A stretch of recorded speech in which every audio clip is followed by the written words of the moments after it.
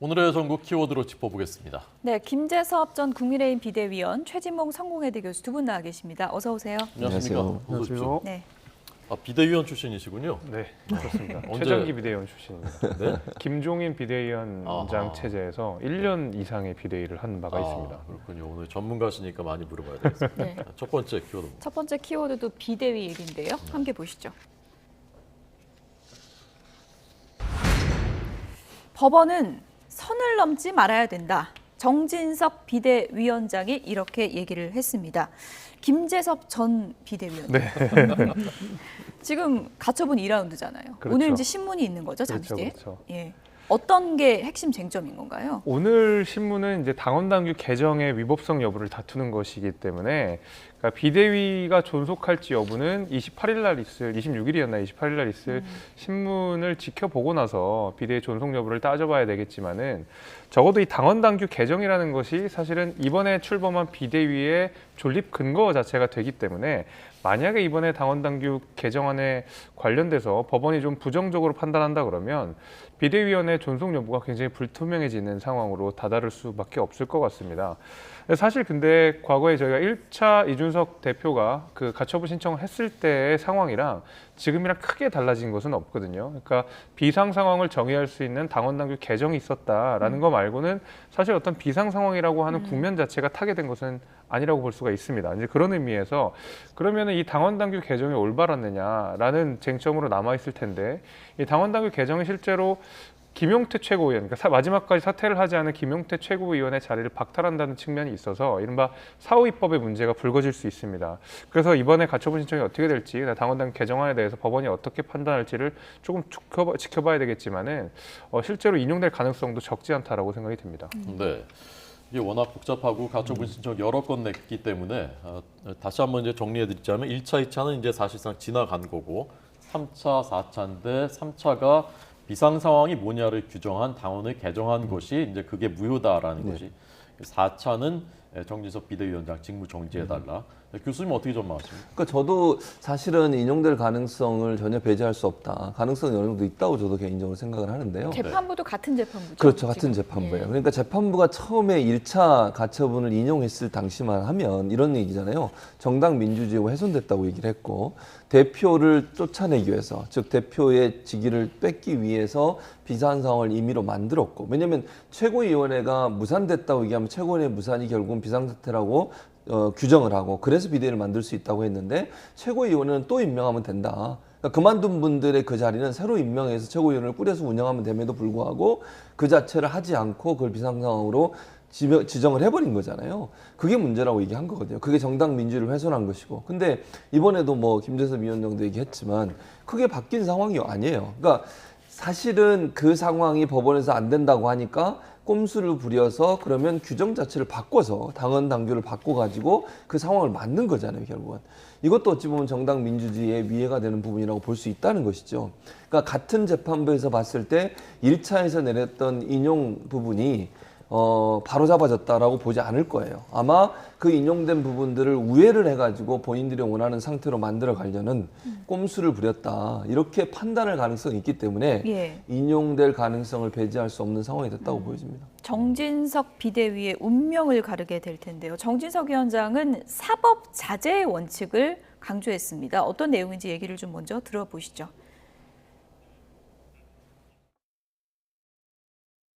법원은 정당 안에서 자체적으로 자율적으로 내린 결정에 대해서는 과도한 개입을 하지 않는 것이 바람직하다고 생각합니다. 이른바 사법자제의 원칙이죠. 이런 사법자제의 선을 넘고 지켜주지 못할 경우에 매우 우려스러운 일들이 발생합니다.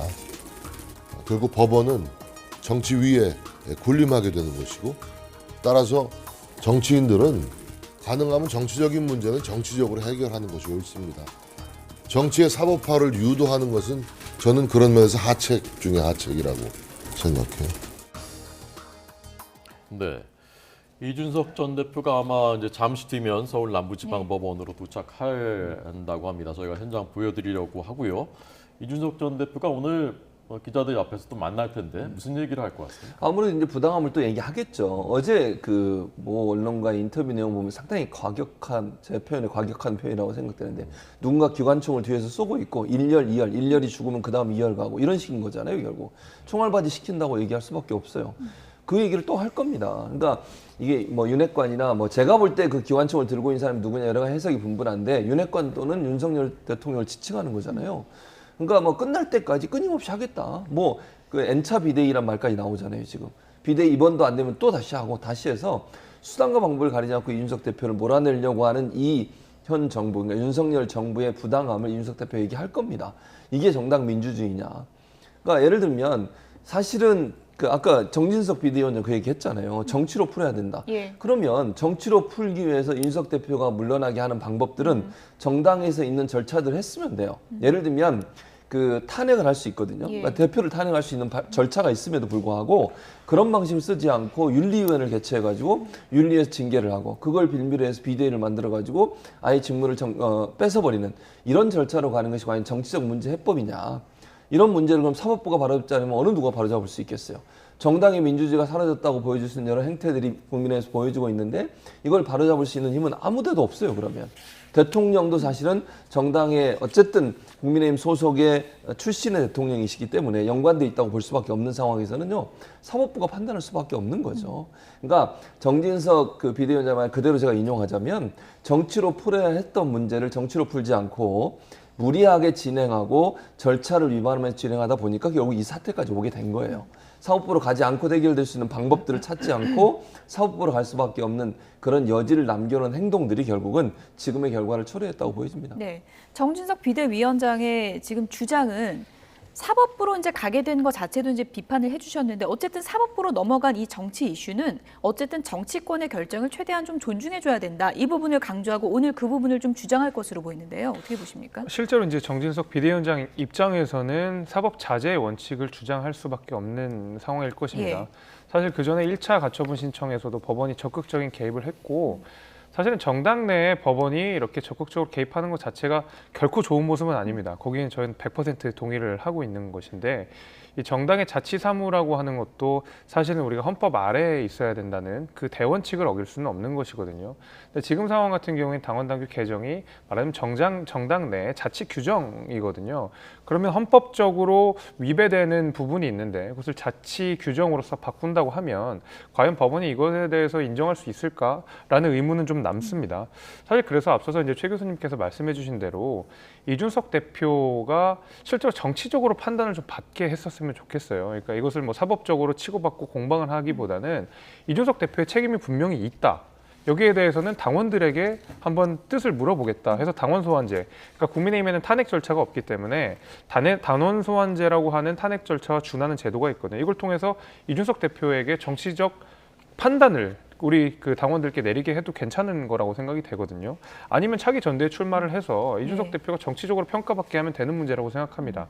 실제로 여론조사를 보게 되면 최근에 나온 여론조사에서는 국민의힘 지지층 가운데서는 이준석 대표를 차기 당대표로 지지하시는 분들이 굉장히 적어요. 뭐 1% 남짓 정도로 되는 걸 봤는데, 정말로 그러면 우리 그 국민의힘에서 이준석 대표의 책임을 묻고 여기에 대해서 정치적 판단을 국민들께 돌려드린다 그러면 사실은 말끔하게 해결될 문제라고 생각합니다. 그럼 이준석 대표도 더 이상 여기서 법적인 대응을 할 수가 없게 되는 것이고, 저는 그런 의미에서 최 교수님께서도 말씀 주신 대로 이준석 대표의 사법 대응을 막기 위해서는 국민의힘에서도 이준석 대표를 향해서 정치적 대응을 하는 것이 오히려 더 바른 방법이 아닌가라는 생각이 됩니다. 네. 자, 이제 잠시 뒤 11시면은 이른바 3차 가처분 신청의 신문이 시작됩니다. 조금 전에 현장 잠깐 보여드렸습니다. 다시 한번 현장으로 가보겠습니다. 지금 이제 기자들 기다리고 있고요. 이준석 전 대표가 나오기를 기다리고 있는 모습입니다. 기자들이 아주 많이 왔군요. 예. 오늘 이제 신문을 앞두고 이제 출석을 하면서 기자들 앞에서 이준석 전 대표가 어떤 얘기를 할지 또 이제 주목되고 있는 상황인데요. 최진봉 교수님, 예. 지금 이준석 전 대표 같은 경우에는 이제 경찰 이제 수사받고 있는 부분도 그렇죠. 있고 여러 가지 이제 여론전으로 이 모든 걸 돌파하겠다 이런 의지를 보이는 거죠. 그렇죠. 예. 사실 이제 포항에서 찍힌 사진 기억나시죠? 그 사진 보면 정말 열심히 뭔가 봉사를 하는 모습이에요. 리어커를 끄는 모습도 있고. 수해복구 네, 현장에서요? 맞습니다. 그 예. 현장에 가서 본인 아무도 모르게 갔잖아요, 혼자. 근데 사진에 찍혀서 보도가 됐어요. 그런 모습들이 사실은 언론과 여론을 잘 활용하는 그런 능력을 갖추고 있는 것을 보여준다고 저는 봅니다. 그러니까 보여주기식이 아니었어요. 그러니까 물론 저는 그것도 고도로 어떤 그 계획된 행동이라고 보지만 일반 시민들이 볼 때는 그렇게 안 보인다는 거예요. 지난번에 그 논란이 됐던 발언도 있었지 않습니까? 국민의힘 의원들이 수해 복구 현장 가가지고 했던 발언 중에 비 나왔으면 좋겠다 뭐 이런 발언이 논란이 됐었고 그때 뭐 웃는 모습 여러 사람들이 그냥 행사용 사진 찍는 모습 때문에 논란을 한번 겪었잖아요. 이준석 대표가 전 대표가 내려갔던 포항 상황을 보면 전혀 그런 모습이 아니에요. 그만큼 언론을 잘 활용하고 있다는 거죠. 그러니까 여론전에 있어서는 탁월한 능력을 갖고 있는 것 같아요. 아마 오늘도 어떤 발언을 하냐가 중요한데 그 발언 하나하나가 결국은 언론의 주목을 받게 되고 언론의 주목을 받게 되면 그게 이슈화가 되고 이슈가 되면 프레임이 만들어져요. 그러면서 윤석열 정부나 국민의힘의 윤핵관들에게 상당히 큰 타격을 줄 수 있는 요소로 작용하고 있고 뭐 말씀하신 것처럼 경찰 수사가 남아있긴 하지만 제가 볼 때는 경찰 수사에서 어떤 결과가 나오든 이준석 대표는 절대 받아들이지 않을 겁니다. 그것도 역으로 이용할 거예요. 경찰도 뭐 정부의 어떤 영향력 아래 있고 그 영향력 아래 있는 정부가 경찰이 결국은 본인을 어떻게든지 몰아내기 위해서 그런 행동을 하고 있다. 이렇게 또 되치기를 할 가능성이 있다고 보여지기 때문에 이 여론전을 이겨내기가 어려울 겁니다. 제가 볼 땐 그렇고요.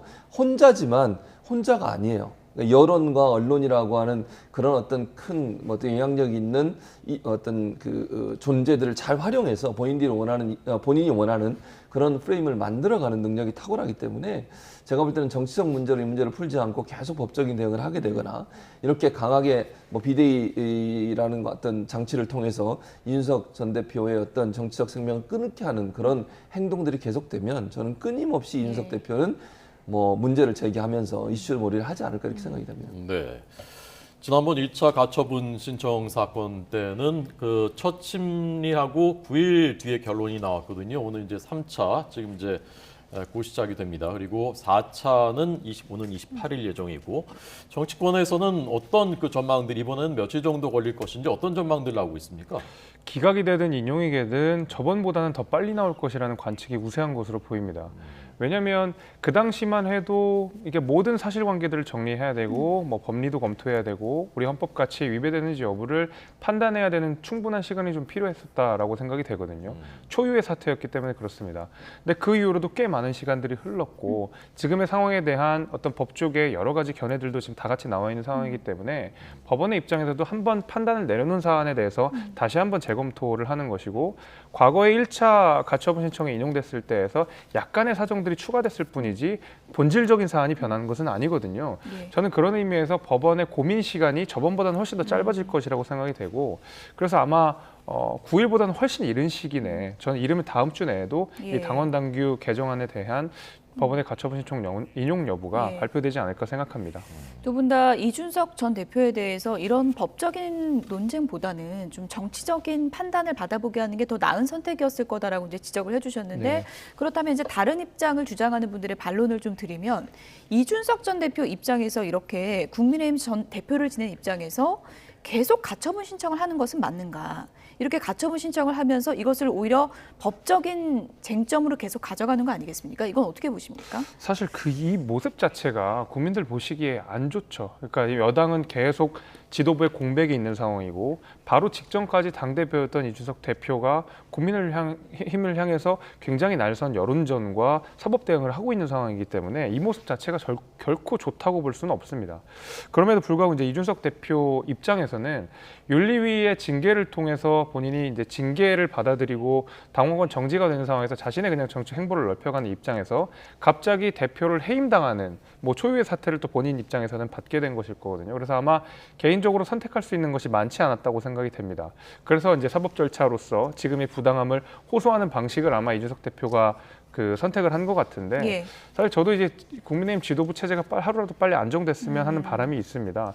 아마 이준석 대표는 여기에 대해서도 일부 동의를 좀 할 것이라고 생각이 드는 것이 이준석 대표가 가처분 신청에 대해서는 굉장히 단호한 태도를 보여줬거든요. 이른바 N차 비대위까지도 갈 의지를 불사하고 있는 상황이지만 적어도 차기 전당대회에 대해서는 조금 유한 태도를 보여주고 있어요. 예를 들면 당 대표가 누가 선출이 되든 자신과 뜻이 맞는 사람이 있다 그러면 지지를 하겠다. 이런 얘기를 사실 언론 인터뷰에서도 여러 번 한 적이 있었거든요. 그렇다고 하는 것은 사실 이준석 대표가 차기 전당대회에 어떤 지도부가 꾸려지든지 간에 거기에 본인이 참여하는지 여부와 상관없이 그 차기 지도부 자체는 그러니까 정상적인 최고위원회 자체는 존중하겠다라는 의사가 저는 그 안에 깔려 있다고 생각이 되거든요.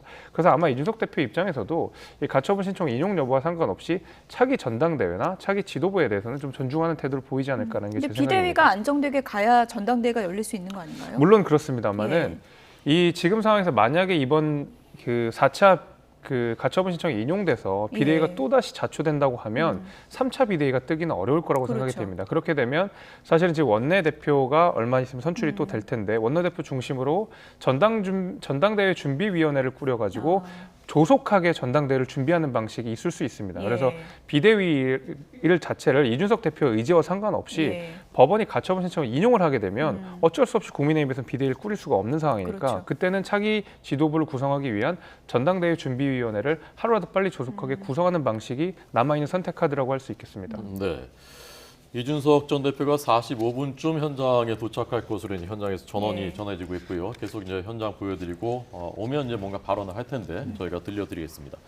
최 교수님, 그 이준석 전 대표를 국민의힘의 이른바 윤핵관 세력이 제거하는 과정에는 문제가 있었다 하더라도 원인을 제공한 그 이준석 전 대표의 의혹들이 있지 않습니까? 성삼납 의혹도 투자 각서 이런 것들에 대한 도덕적인 책임도 있는 것인데 그렇죠. 여당 대표로서 그런 것에 대해서는 도외시하는 것 그것도 문제 아니냐라고 보는 시각도 있거든요. 맞아요. 그건 맞는 말씀이에요. 그러니까 사실 이준석 전 대표가 도덕적으로 국민들 앞에 사죄하고 물론 본인은 뭐 그런 일이 없다고 주장을 하니까 네. 지금 상황에서 경찰이나 아니면 검찰 수사기호가 발표되지 않은 상황이라 제가 단정적으로 뭐라고 말씀을 드릴 수 없어요. 그러나 어쨌든 무리를 일으킨 부분에 사과해야죠, 본인이. 분명히 그건 잘못된 행동이잖아요.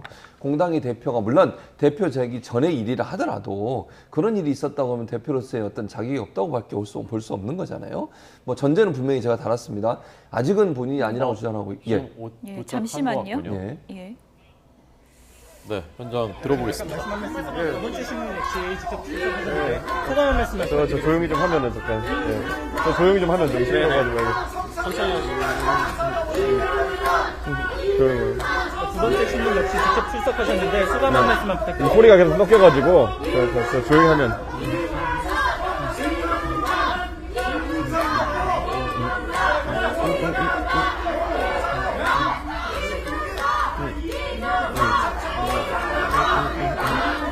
뭐야? 소리가.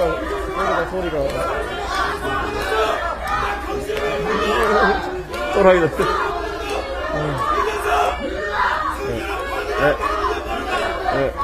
간단하게만.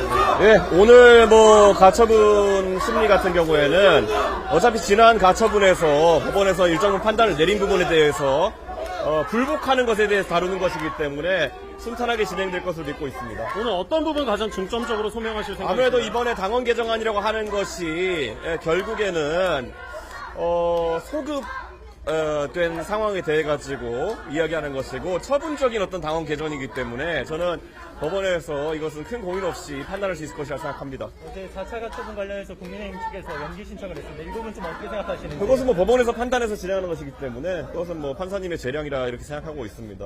다시 한번 말씀드리지만은 이게 소급 된 어떤 당원 개정이고 그리고 처분적인 당원 개정이기 때문에 문제가 크다고 법률가들이 입을 모아서 이야기하고 있습니다. 어제 언론 인터뷰에서 예, 예. 영화 언급하시면서 예, 예. 비대위에 배우가 있다는 취지로 말씀을 하셨잖아요. 그건 정치적인 사안 나중에 얘기하겠습니다. 예. 맞아. 오늘 결과 좀 어떻게 좀 생각하고 계시는지? 오늘 모르겠습니다. 오늘 심리에 임하겠습니다. 성실하게.